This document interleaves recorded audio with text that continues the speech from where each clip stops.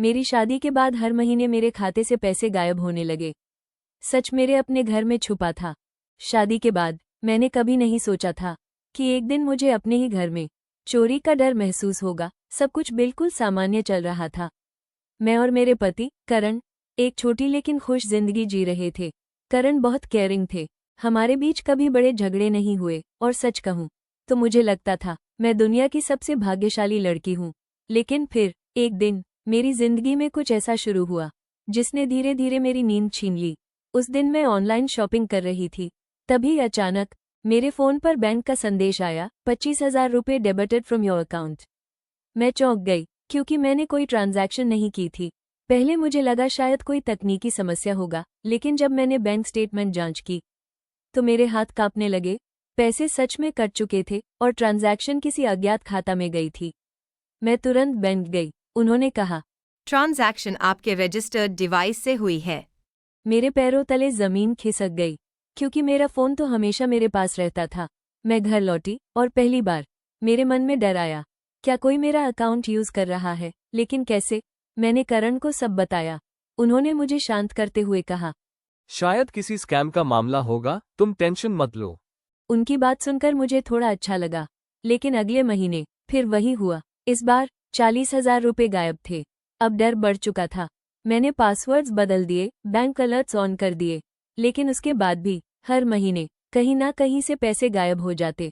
धीरे धीरे मैं पागल होने लगी। मैं हर चीज चेक करती, हर ट्रांजैक्शन देखती, लेकिन मुझे कुछ समझ नहीं आ रहा था। और सबसे अजीब बात, ये ट्रांजैक्शंस हमेशा रात 2 से 3 बजे के बीच होती थीं, जब मैं सो रही होती थी। एक रात मैंने फैसला किया, आज मैं नहीं सोऊंगी। मैंने कमरे की बत्ती बंद की और सोने का नाटक करने लगी। लगभग 1:15 बजे मैंने हल्की सी आवाज सुनी। मैंने धीरे से आंखें खोली और जो मैंने देखा उसे देखकर मेरी सांस रुक गई। करण मेरा फोन लेकर कमरे से बाहर जा रहे थे। मेरे हाथ ठंडे पड़ गए। दिल इतनी जोर से धड़क रहा था कि मुझे लगा वो सुन लेंगे। मैं चुपचाप उनके पीछे गई। वो नीचे हॉल में बैठे और मेरे फोन से कुछ करने लगे। कुछ सेकंड बाद उनके फोन पर नोटिफिकेशन आया और वो हल्का सा मुस्कुराए।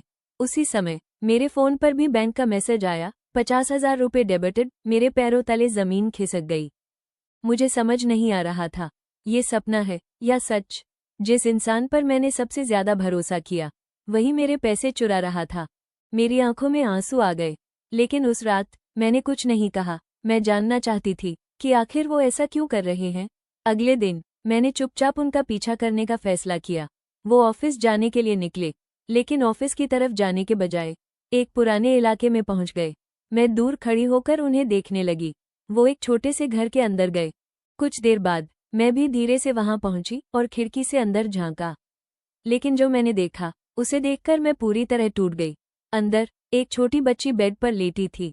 उसके शरीर पर कई ट्यूब्स लगी हुई थी और करण उसके पास बैठकर रो रहे थे। मेरी सांसें रुक गईं। कुछ देर बाद एक औरत बाहर आई और बोली, डॉक्टर्स ने कहा है अगले ऑपरेशन के लिए जल्दी पैसे जमा करने होंगे। मेरे हाथ कांपने लगे। मैं समझ नहीं पा रही थी ये बच्ची कौन है और करण यहाँ क्या कर रहे हैं। तभी मैंने करण को कहते सुना, मैं कुछ ना कुछ कर लूंगा, बस मेरी बेटी ठीक हो जाए। मेरे पैरों तले जमीन खिसक गई। मेरी बेटी? उस पल मुझे लगा मेरी पूरी शादी झूठ थी। मैं रोते हुए वहां से भाग गई। पूरी रात मैं सो नहीं पाई। मेरे दिमाग में सिर्फ वही शब्द घूम रहे थे, मेरी बेटी। अगले दिन मैंने करण का सामना किया। मैं चिल्लाई, कौन है वो बच्ची?